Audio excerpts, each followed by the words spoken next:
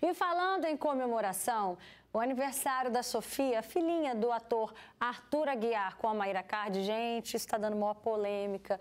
É que o pai não foi no festão que a mãe deu para a menina, que completou 6 anos. Olha aí o tamanho da festa, gente. Olha só a potência da festa.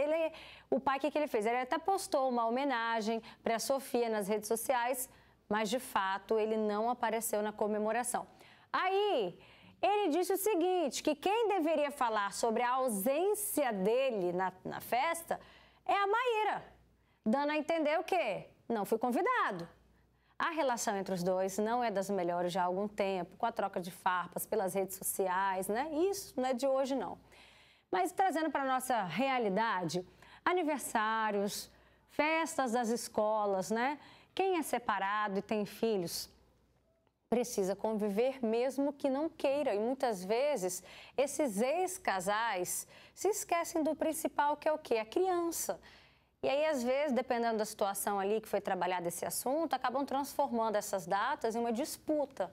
Esse é o nosso assunto de agora. Você aí de casa que é separado ou conhece alguém que seja separado aí na família, tem crianças no meio, como é que ficam essas comemorações, hein? O dia do aniversário, se juntam ou não, cada um vai para um lado, como é que é? Até mesmo as festinhas na escola. Participa com a gente. Aqui no nosso estúdio eu recebo Elza Leite, psicóloga. Obrigada, Elza. Boa tarde, Roberta. Boa tarde. E a Roberta Kiel, minha xará, tudo bem, Rô? Boa tarde, Roberta. Boa tarde. Boa tarde a todos. Vamos lá, com você como mãe, você também é separada, né? E aí você vê uma situação dessa, que o Arthur deu essa alfinetada na Mayra, dando a entender, ó, vai perguntar para quem fez a festa, dando a entender que ele não foi convidado. Como é que você vê essa situação? Então, eu vivo isso, né? Eu tenho meu filho de 6 anos, sou separada do pai dele. E ainda tem uma outra situação que Miguel tem o pai de coração dele. A gente preza pelo bem-estar do Miguel, que não seja constrangedor para ele em nenhum momento. Nem eu estando com o pai dele sendo constrangedor, nem ele dividido entre o amor e para quem que eu vou dar atenção, se é para minha mãe, se é para o meu pai, se é para a namorada do meu pai, se é para o marido da minha mãe, para o papai de coração. Então, a gente sempre foca nisso. Então, sempre foi conversado isso desde quando a gente separou e sempre foi muito saudável isso para o Miguel, né? A gente faz o aniversário dele aqui e o pai dele faz o aniversário dele lá. Então, sempre foi assim, mamãe não vai estar, mas você tem aqui. Papai não vai estar, mas você vai ter lá também. Ele já pediu alguma vez para vocês estarem juntos na mesma festa, na mesma comemoração? Não. Nunca pediu? Não, nunca pediu. Eu acho que ele conseguiu entender que que ele não precisa ter esse momento. Para ele vai ser difícil. Eu acho que na cabecinha dele, ele entendeu que para ele vai ser difícil. Para quem que ele vai dar atenção? Então, por questão de saúde, de ser um evento, uma comemoração saudável, a gente conversou muito com ele. E ele aceita isso de boa. Porque nem sempre as crianças entendem assim com essa maturidade que o Miguel tem. Às vezes querem ali o pai e a mãe juntos a qualquer custo, supondo aí, ó, na relação do Arthur e da Mayra, não é uma relação saudável. Mas e aí, até que ponto a gente insiste nessa relação ou não? Olha só, existe um mundo ideal, um mundo real e um mundo perfeito. O filho, quando existe a separação, ele vai ter que aprender a lidar com inúmeras frustrações, assim como a gente também fica frustrado por não poder atender todas as expectativas dessa criança.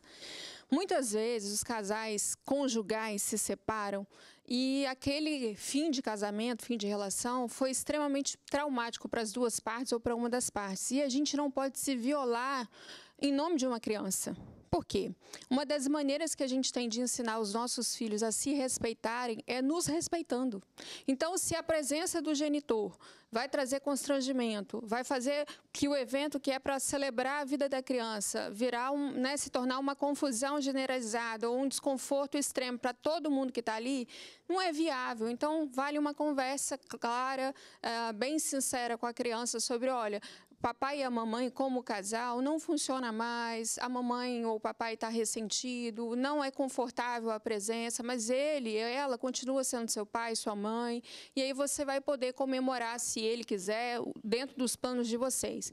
Também tem os outros casos, onde você pode chamar o genitor da criança e fazer a programação, pedir para dividir os cursos, os convidados, a temática, e aí funciona muito bem. Esse é o mundo ideal, mas na grande maioria das vezes não é assim que funciona, não é assim que funciona, né? Então, a criança, querendo ou não, ela vai ter que aprender a lidar com isso, com essa realidade, porque ela vai ter dois mundos, querendo ou não. Ela vai ter a outra configuração de casa, a outra configuração de casamento que os pais vão escolher, os próximos parceiros, às vezes outros irmãos, outro ambiente. Então, querendo ou não, a criança vai ter que se adaptar a isso. E se for para se violar em detrimento do desejo da criança, você vai ensinar ela a ter pouca tolerância à frustração. Não é viável. Aí a gente acaba projetando no filho esse desconforto. Olha, eu não queria, mas você insistiu, aí eu trouxe seu pai, eu trouxe sua mãe, mas seu pai não ajudou em nada.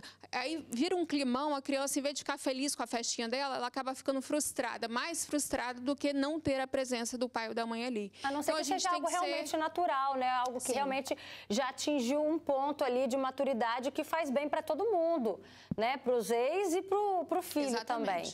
Olha só, tem um comentário aqui interessante de uma pessoa que diz: eu tenho 2 filhos, sou separado, porém quase não os vejo, porque essa separação me machucou muito.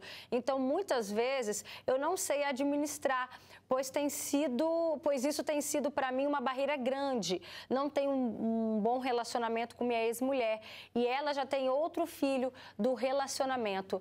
Então, quando é essa barreira, a pessoa reconhece que ela não consegue se sentir à vontade, ela deve se respeitar também? Com certeza. E tentar trabalhar essa questão, né? Porque às vezes realmente passou por um trauma muito grande, violência, traição, né? O caso que a gente acabou de noticiar aqui, teve várias traições, teve uma exposição muito grande, então nascem muitas feridas diante disso. Então é importante que a gente se respeite e tente trabalhar de alguma forma para atenuar um pouco dessa dor e não projetar nas crianças essas questões pessoais, individuais. Uma coisa que a gente precisa primar é o seguinte: o bem-estar dessa criança, a dignidade dessa criança.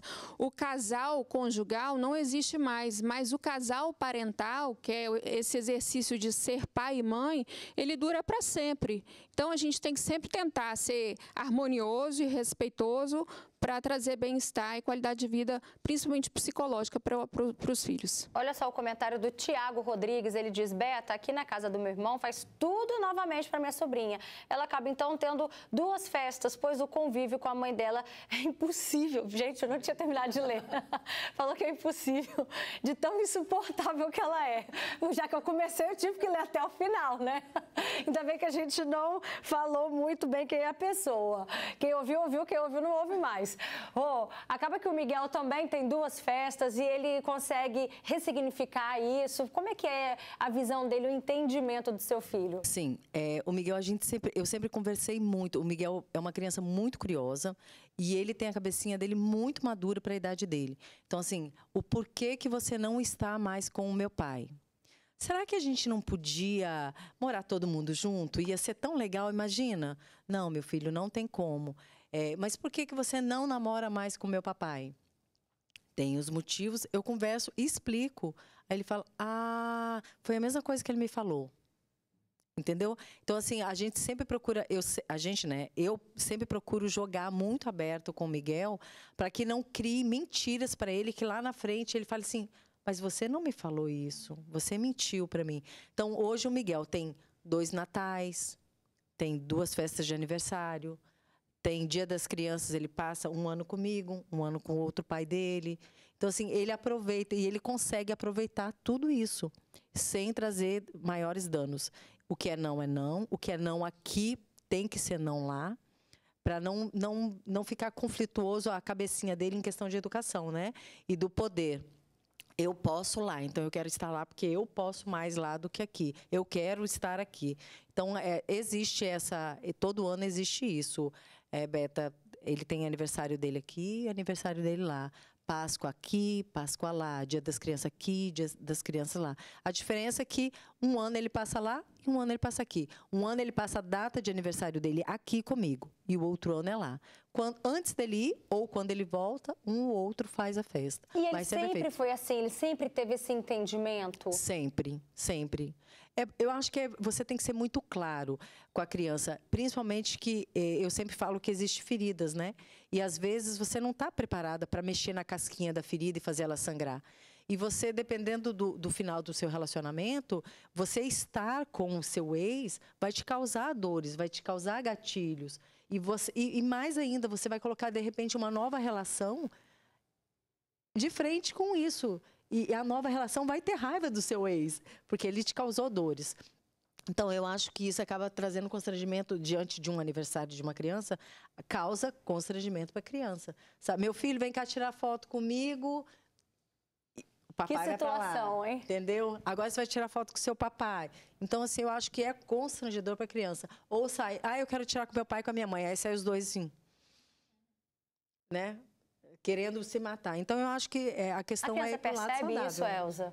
Olha só, talvez no primeiro momento não, de forma inconsciente até absorve, mas depois vai ver as fotos, vai vir comentários, você viu a roupa do fulano, você viu o olhar, as caras e a boca, nossa, aquela mulher é insuportável, você viu? Não ajudou em nada, ainda estava aqui dando pitaco. Querendo ou não, o clima vai ficar bem desconfortável para todo mundo, para o novo parceiro, para a criança, para os próprios genitores.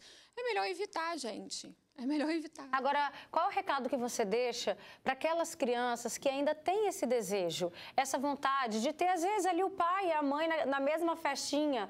Como que os pais trabalham esse posicionamento com crianças? Que a gente tem que lembrar, são crianças também. Que bom que o Miguel tem essa maturidade, mas nem todas têm.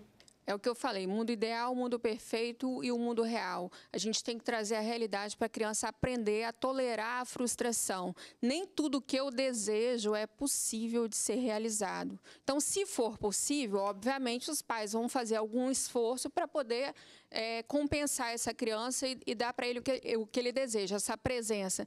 Mas, se não for, não tem como negociar. Por uma questão de valores, por uma questão de saúde mental, por uma questão de marcas, de traumas. Isso faz parte do processo de educação. Sim, faz parte do processo. A criança vai ter que se adaptar a essa nova configuração familiar. E, às vezes, a nova configuração familiar não reúne a presença dos dois genitores no mesmo ambiente.